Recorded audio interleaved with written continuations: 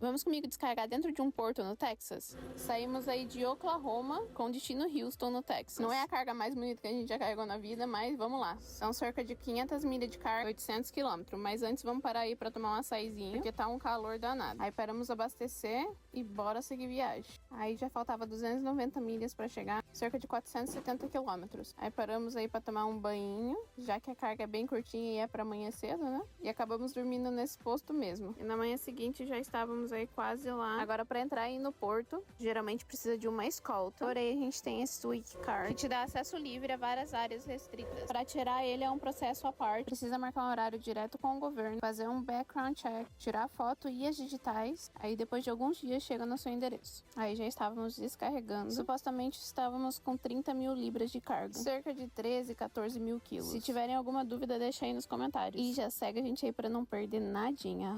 @Estrada na Gringa. Valeu!